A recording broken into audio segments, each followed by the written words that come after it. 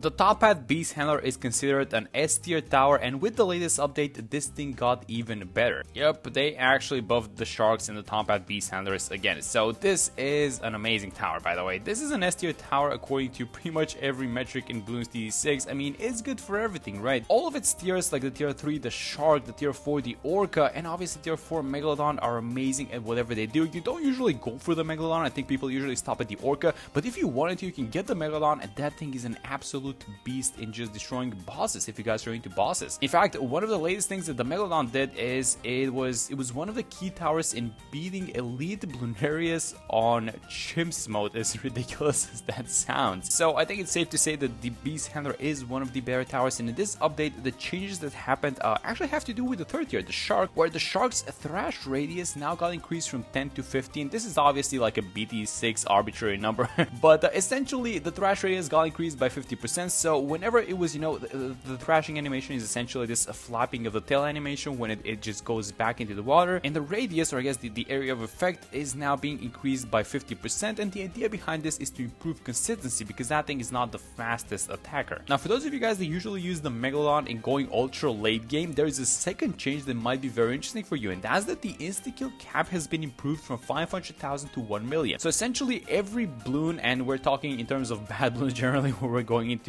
ultra free play, if a bad bloon has less than 1 million HP, then the megalodon is going to be able to one-shot it. So the cap was previously 500,000, and to put it into perspective, previously that used to be at about around 170 if I remember correctly, and now it is over 200. I think it's around 200 and something, maybe like 207 or something like that. So yeah, the megalodon, the shark, I mean, just getting better and better and better. And oh my god, we actually gonna lose to that? Nope, I'm gonna place a dog monkey. It's around 20, just enough money for the second barracuda on this one, so I'm actually gonna buy it. And do we merge it up? Actually, I'm not exactly sure. This is actually a difficult decision because if I merge it up, I think we're gonna be able to one-shot the yellows, but then I'm not exactly sure because now we're gonna have one source of damage, and currently we have two, and I feel like two might be a little bit better. Let's actually have the second fish like this, and now it covers this kind of circle at the middle of the track quite nicely, I think, with the extra 80 range. Alright, solid defense so far. We're gonna need 2.1k for the first shard, actually closer to 2.2. Are we gonna get the money in this round? I think we will. I was gonna buy a discount village, but I think the good choice is to buy the shark first because we're gonna need lead popping power, and then we go back for the discount village. And look at the shark now. Yeah, you guys can see how inconsistent this thing is. A good thing is that the range is super huge, especially thanks to Eti, so we can probably have it resting like here on the side, I think. I mean, it does have the damage for sure. It is one-shotting like all these white and black bloons. Is it one-shotting zebras? Let's actually see if it's gonna latch onto one. Yeah, it's actually one-shotting zebras. That's great. Let's move it back now though because the backline is kind of questionable at this point. Alright, so we're gonna counter some really fast bloons, and you guys can notice something. So as the shark is pulling back the bloons, you guys can see those yellow stars, those yellow flashes of explosion. So those are the spots on the maps in which damage is being done, and I think you can fix that. You essentially want these intervals to be a lot faster, and you can fix that by adding attack speed, I'm pretty sure. So how are we doing around 34 so far? Oh, we need to cover the backline actually. Yep, let's see that new thrash radius in action, guys. We're gonna need it because this round is not gonna go. It's still coming out, these zebras with a bunch of yellow bloons. So fast bloons, absolutely the weak side of this fish, and oh, we're actually gonna lose in 34. Alright, so Eti needs $60 for level 7. I think we buy this thing. It's gonna give us a second drone, and I feel like with the extra drone, it's not gonna be a lot of extra damage, but I think it's gonna be just enough to deal with this round. We should also move the shark back, by the way. As soon as things start getting a little bit dicey here at the back line, I'm gonna do that, but it's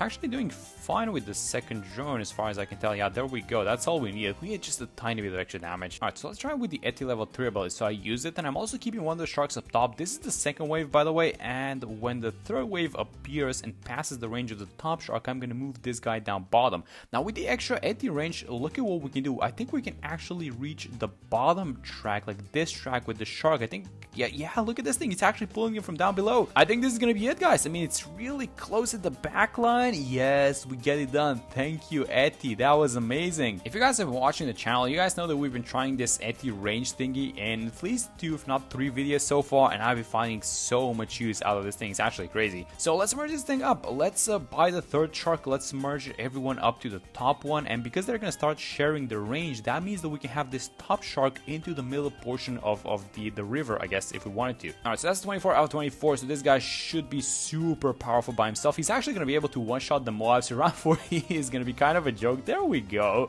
I mean, this is what you want to see instead of struggling versus this one. But this is the important question, by the way. Are we dealing with the small Bloons? And I'm already seeing some of these guys leak. This is not good. Like, thankfully, we have some towers in the backline, like the Eti drones. It's only 2 drones, but these guys seem to be enough so far. So let's give this guy a little bit of extra attack speed, see how much it helps. And then the next tower is going to be an overclock because we really lack attack speed. And I think rounds like this one are going to be the perfect example of why they had to improve the thrash rates, because look at what's going to be happening. I have not played this thing, by the way. This is my first time seeing it, but I assume that it's going to start leaking some Bloons. Like, whenever it passes through the Bloons, yeah, look at this thing. It's leaking some ceramics. Whenever it passes through Bloons, it does a lot of damage. It's one-shotting pretty much everything, but it's not getting all of the Bloons, and that's a huge issue with this guy's consistency. So I'm going to use the level 3 drone ability. Hopefully the drones pick it up. We have the money for the overclock. I'm going to buy that thing as well, and yeah, we're going to deal with 49. A lot of fast Bloons, which this guy absolutely doesn't like, so we can fix this problem by getting something like a 032-042 glue, even for the extra damage amplification. But look at this guy go. He's going to lash onto the second one, and he's going to do some damage onto the third one. I think the Moab layer, oh my god, it ate up the entire Moab as it's pulling another one. That's how good it is. Now I'm telling you guys, once you get the ball rolling with this tower, the game kind of plays itself, honestly. And if you get the Orca, you max out the Orca, you don't even need the Megalon. That thing's probably going to beat the whole thing by itself. But yeah, this video was supposed to be a Rogue Legends video, and as I was recording stage 2, I actually lost. And I know there's maybe like a small portion of you guys that might have expected a Rogue Legends video, so that thing's not going to be happening, guys, because it was just a terrible stage 2. I don't even mind uploading my Ls. It's just like that run was so bad. I wasn't getting any artifacts that I wanted to. And like the entirety of the stage 2 was just like so just playing off of one life, because I lost a couple of lives and then I healed them and I lost them again because the setup was weak. It was just a mess. So yeah, we are going to take a break from Rogue Legends, so we're going to come back hopefully next week, but let's see how we do on round 63. Now 63 is usually a round which I don't know, it can make or break your setup. I mean, it's a huge test. We know for a fact that this shark can one-shot these ceramic waves if it happens to pass through them, but if it just doesn't happen to attack them like even once, oh my god, now this is where the problems are starting, because it missed the entire wave over there. Okay, can we actually latch onto some of these guys? And oh no, we cannot. Okay, so can we play around this thing so that, yeah, you guys see that? So it one-shot the entire wave, so I'm actually going to move it back down now. And I was actually thinking of playing around it. So as soon as the ceramic wave appears, I move the shark up back top, and hopefully it latches onto some Bloons, and as it goes down, it pops the ceramics. So as soon as I see them, like right now, oh, that's exactly what I wanted to do. I was hoping it was gonna take out the entire wave, but that's fine. Let's overclock it, move it back down now, and then for the other wave, for the last wave, let's just do the exact same thing. So as soon as we see the ceramic wave incoming, I'm just gonna move the shark up. Let's go. Oh no, I missed it by a little bit, I think. I think the attack was on cooldown, so there was no way it was going to happen. So let's just hope for the best, guys. I have the shark down bottom, and hopefully this is going to be enough. We needed to latch it onto something, and it does latch onto something. And yes, that's round 63. You guys know what? It's time for the Orca. Let me get the Orca. Let's buff this guy up to max beast power. And because this thing is just super strong by itself, I think like up to free play, this thing is not even going to budge. Right, I've been just watching the Orca destroy these rounds with absolutely no issues so far, and it's round 75. So let's just kind of watch this one at 76, and then if everything goes to plan, I think I'm going to be seeing you guys in free play. So let's see how we do. We're obviously one-shotting PFBs now, which is amazing. The overclock is about to come off cooldown, so make sure we replenish it. There is an entire 45 Moab down bottom, so I'm just going to be ready to move the Orca down if we needed to. You know what? I'm actually going to do it just to take care of all these small Bloons, and then we're going to move it back, I think. Or do we just keep it? So once you buy the Orca, by the way, the attack range is so much bigger, and it can now comfortably reach the bottom track, like the entirety of the bottom track. And look at how good it is. Is Eti 16? No, he's not. He's only level 13. So wait a minute. When we reach level 16 on Eti, I mean, this shark is just going to be able to probably see the third lane as well, which is gonna be absolutely amazing. Alright, so that is about it for round 75. Not too many issues for sure. And then as soon as these small Bloons are dealt with, I'm gonna move the Orca like this up top. Let's overclock it, and it is just, well, the shark would have been able to deal with this one, I think, as well. But yeah, absolutely no issues for 76. Alright, so entering free play mode, and this is the Orca just still being able to one-shot all of these guys, by the way. This is gonna keep happening until the rest of the game, and we can actually be one-shotting ZOMGs if we merge it up to 64. I think think we should do that before round 85 because that's the first round in which you can see ZOMGs in free play, and there are not a lot of small balloons in free play in general. Well, I mean, there are going to be some ceramics and everything, but I guess those spinks and those annoying ones and everything else that comes with the other rounds, you just don't exactly see it as much because the focus is on like these big and beefy mob class balloons. So let's actually go like this. Let's upgrade both of the beast handlers that we have. So this is going to be 48 out of 64 beast power. And by the way, look at how close the range comes for this guy to be able to see the top track as well. And when Eti hits 16, I'm pretty sure that in some portions of the track we are going to be able to do that, by the way. Let's also buy another discount village. We need to move the Orca up top. I'm buying the Seiko. I know it's a little bit too late, but you can actually build the Orca with the Millipantha village abilities. You can use the call to arms in the homeland and it's going to work. The Megalon is also getting unlocked at this point, but I think we're not going to be using the Megalon unless we need it. I think we're going to buy it for sure on round 100 if we have the money, just so we can one-shot the bat. But until that point, let's just play around the Orca and see what we can make happen. So we're still destroying all of these guys. You know what I was thinking of getting? I think we should do it a little bit sooner rather than later. Let me get a glue. Let's have a glue like this. This is in range of both villages. That's why it's kind of in this weird spot. And let's go for the glue strike to start things off. The glue storm is going to be nice as well, but the idea is that we want to be slowing down all these ceramics because we're one-shotting the mob class balloons, so not worried about those guys, but the ceramics are actually a little bit annoying for us. Look at this, one-shotting ZOMGs. How cool is that? This is round 87, a round which in some cases might give you a little bit of difficulty, but not with the Orca, the max power Orca. That is so good, actually. Let's see if we have the money for the call to arms. We're missing about $2,000. Alright, so that's the next thing that we're going for sure. Alright, so DT is incoming, and we need to do a couple of things actually for these upcoming rounds. So first off, let's set the Orca up top. Let me buy the call to arms, and one of the towers that I wanted to get was actually a relentless glue here up top.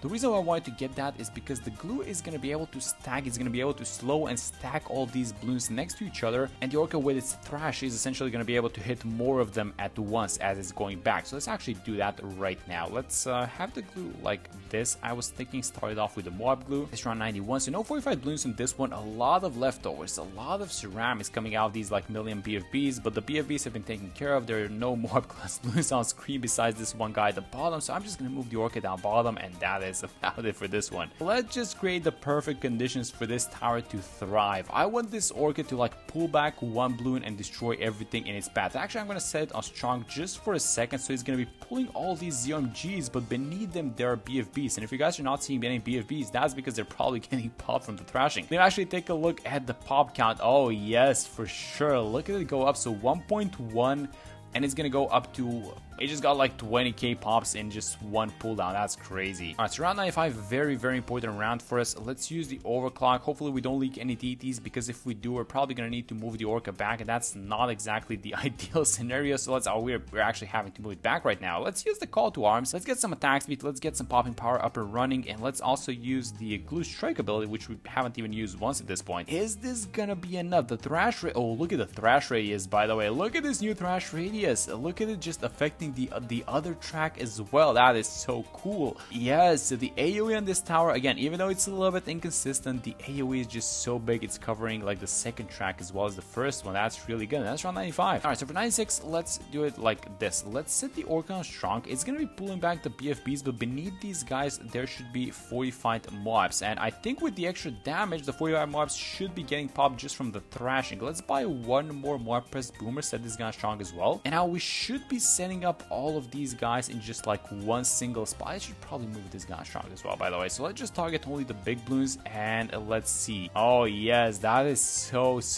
good. These balloons are not even moving besides the entrance of the track at this point. Let me overclock it, and that's pretty much gonna be everyone 96, guys. Let's move this guy to first, by the way, so we're focusing down all of these ceramics, and that is about it. Alright, a huge round incoming. This is gonna be 98. I'm actually gonna set this guy to strong now, and we're gonna have the overclock in combination with the call to arms. I'm just gonna dump all these abilities, and let's just see if the thrash with all these abilities active and with the bar press boomerangs pushing all the balloons back, is this gonna be enough so that the Orca just destroys all the 45 balloons while pushing ZOMGs? I think the answer is yes, guys, because I'm barely seeing any balloons leak. This is 98, so 320,000 RB if I remember correctly. Let's use the glue strike again, because why not? We do have the glue storm upgrade if we wanted to. We have the money for it at least, and that is that it.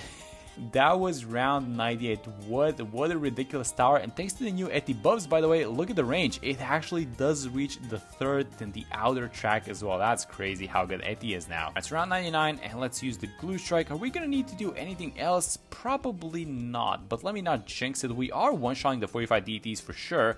Let's move the shark back. Oh, wait a minute. Are we struggling? Nah, that was just one guy. Nope, never mind. We deal with this one as well. Now, is the damage gonna be enough versus the bad balloon? So let me just click on it. I'm just gonna use the call to arms ability. Let's use the glue strike as well as soon as it comes off cooldown. Let's move the shark like this. Let's overclock it again. Use the glue strike. Let me just keep watching the pop counter. I feel like it is gonna be enough for sure. Yeah, let's move it back down now, and our call to arms is ready in a second, which I am gonna use as soon as it comes off cooldown. There goes the bad layer. We're gonna just one shot all these UMGs, and there it is, guys. I'm telling you, this top hat beast handler and all these sharks, the Orca, the Megalodon, just amazing towers overall on BT6. And yeah, they just got another buff. So that's it for this one. Thank you guys so much for watching the video, and I'm gonna see you on the next one.